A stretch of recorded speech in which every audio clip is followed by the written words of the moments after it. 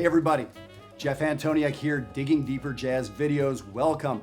Well, this is an exciting video for me. We are 50 some videos into Digging Deeper, and this is like the 80 or 90th video I've done on jazz on YouTube.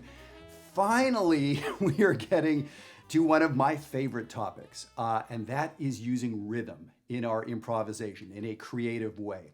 And of course, we're talking about rhythm. It doesn't matter what instrument you play, whether you're a singer, whether you're a drummer, whether you're a piano player. So now for me, I've always connected, as I think back to being a little kid or early in my music career, and by career, I'm talking about like middle school band or something. I connected to the rhythm aspect. I didn't connect to more of the harmonic or melodic aspect. That's not to say I didn't understand harmony. That's not to say I didn't know how to play written melodies. But that's not what vibed for me. That's not what made sense. That wasn't my strength. And now I will say, as I got going to music school, I went to the University of North Texas. I did 8 years of college. That was frankly embarrassing. I was ashamed of the fact that I wasn't big on the harmony side, or again, that wasn't how I was wired. That wasn't the first thing I heard. The first thing I heard was rhythm and groove.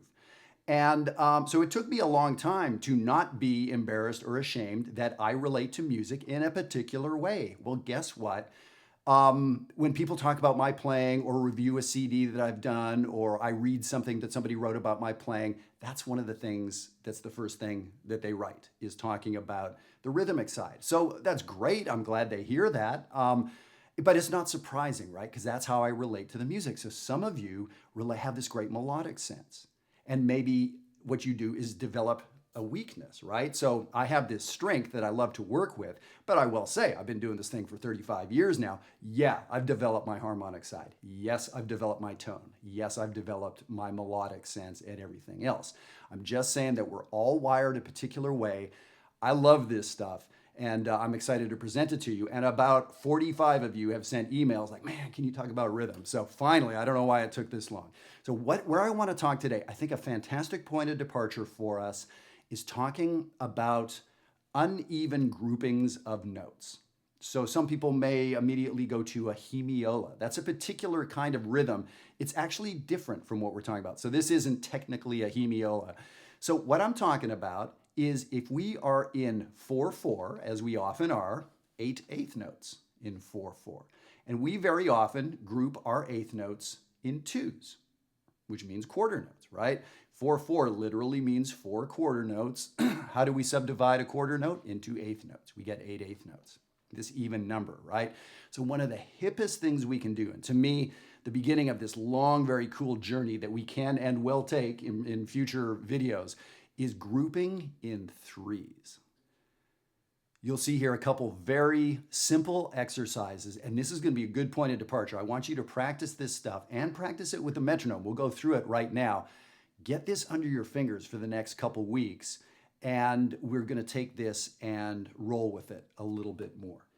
So if you look at item number 1, it is a C major scale, and what I did is repeated each note 3 times. We see 3 C's, we see 3 D's, we see 3 E's, and so on up. Now that makes the math a little interesting. It is a duple, or a measure set up with 2s and 4s in it, right? 8/8 notes, yet I'm trying to cram 3 eighth notes, groupings of 3s in there. It doesn't work, does it? We have leftover notes, we have too many notes, we have not enough notes. That is good. That is where we're gonna get some interest and texture here. So what I'm gonna do is turn on a metronome. It's important to play this stuff with a metronome, at least to begin with, so that you can sort of hear what's going on. So this metronome is beating quarter notes. I'm thinking of those as quarter notes. 1, 2, 3, 4, 1, 2, like that. And I'm going to play item number 1. 1, 2, 3, 4.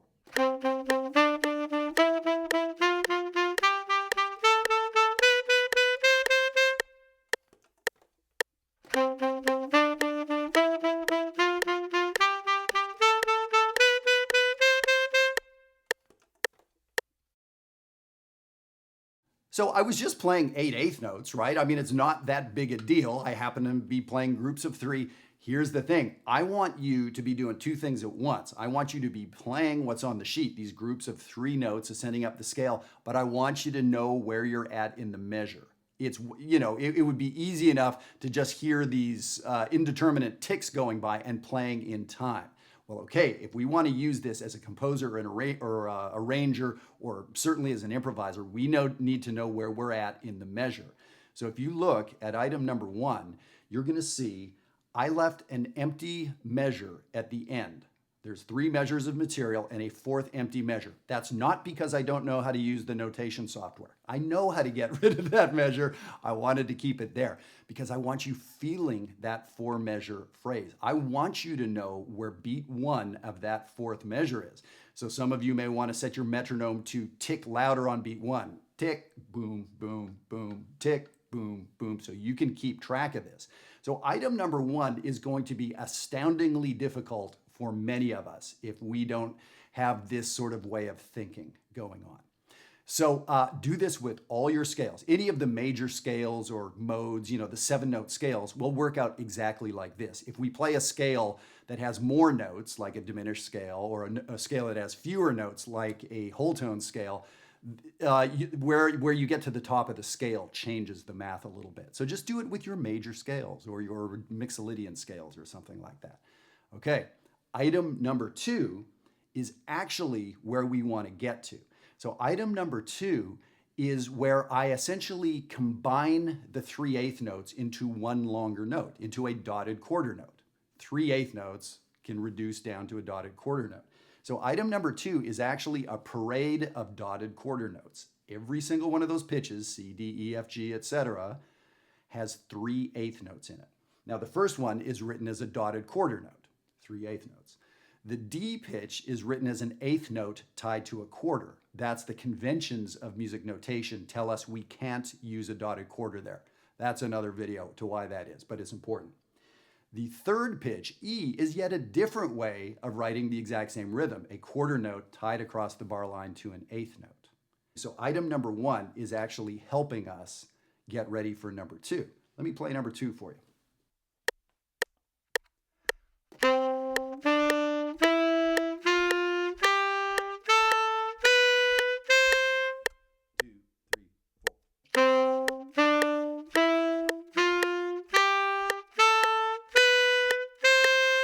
Two, three, four.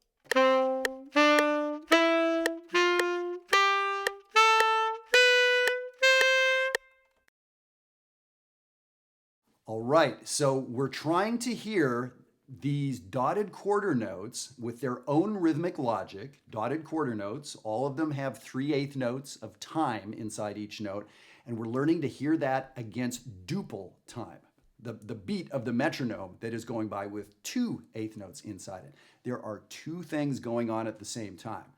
And that is crazy making, it's irritating, it's all sorts, we can think of more words, I'm sure. I'm gonna keep it polite here.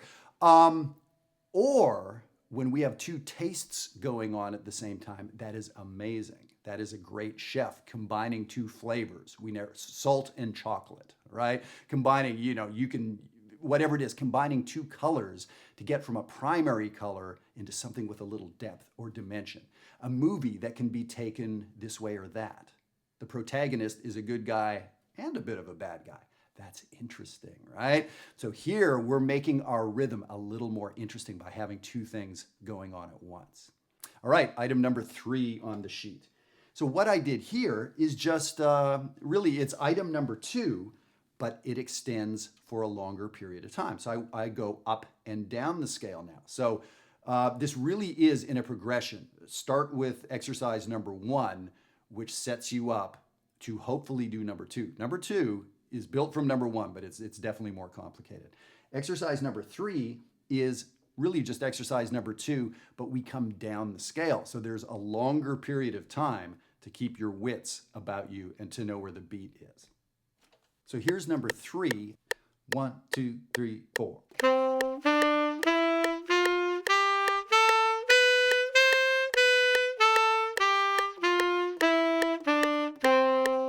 1, 2, 3, 4.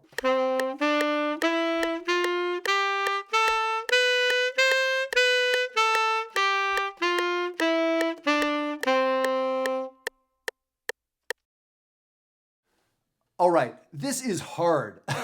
Without having something relative going on, it is so easy to get ourselves lost. But this is something to really work on. Get that sense of your internal time sort of stays home with that duple feel, and you play this thing over top. It's really, really cool. For some of us, this just may not be approachable. We're not there yet. But you certainly can do item number 1 and just get used to playing groupings of 3/8 notes. It's just a matter of reading what's on the page. That shouldn't be too terribly hard. But now here's the thing. This gets us in playing over the bar line. It gets us ready to be playing over the bar line with some rhythmic layering or some density or some interesting relationships going on. Here's one last little thing we'll say, and I'm excited about when we get to jazzwire.net later this year, and I'd love to see you guys over at Jazzwire, where we start expanding these videos. Here, these are one-time, very pointed, very specific videos on a single topic, and of course there's no feedback. Yeah, you can send me an email, you can, and please do, you can leave a comment and I'll get back to you, but it's not a conversation. It's not a lesson in that way. I know these videos are helpful for you, but there's part missing. At Jazzwire, we're going to get into this, and what I'm excited to do with Jazzwire is we're going to be doing examples playing with a live band. And here's the thing, when you've heard live jazz or some great recordings, and there's those moments where the band somehow does this thing together. They hit together, and it's the hair on the back of your neck stands up. Like, man, the comping and the bass line and the cymbal hits are right with the soloist. What was that? They didn't rehearse it. They didn't, but oh my God. And that moment was worth the money that you paid to be there, right? What is that? It's this. A lot of the times, those magic moments are when someone starts playing over the bar line, very specifically groups of 3. And yes, there are other groupings, and we'll get into them. Groups of 5, groups of 7. There's other things we can do. But this group of 3 thing, rhythm sections, the comping, the bass, the cymbal hits, the bass drum, and then how that relates to the soloist. This happens a lot, and you love it, but you don't know what's going on behind the scenes. I love watching movies, but I don't know anything about cinematography or lighting or script this or that. I just know when it moves me. Well, guess what? A bunch of people got into a room and orchestrated how are we going to move Jeff and the rest of the audience members in this scene. They figured it out. Sometimes it's by accident and they get lucky. But good filmmakers know how to do that stuff, right? So that's what we're learning how to do here. And this is one of the best little toeholds to get into. So practice this rhythmic stuff. You're going to need a metronome, and you're going to get a little frustrated. So please leave comments. Can't wait to hear them. As always, write me at diggingdeeperjazz@gmail.com for this PDF or any of the others. And there's so much more good stuff we're going to get. This was one of the requests that I had from people, and I'm thrilled to get into it. And we're going to be doing much more along these lines with rhythm. So keep coming back, keep tuning in, and please do share these videos with other folks out there. There's a lot of folks, especially the adult amateurs and semi-pros, that are looking for really good curated information. And that's what I hope this is. I'm not throwing 100 ideas out there or trying to keep you busy for 10 years. I'm throwing one idea out and seeing how far down I can shave the idea to make it very specific. And I want you to know exactly what to practice when you hit the stop button. So I hope you do. I'd like to hear from you. So see you again next time. Take care.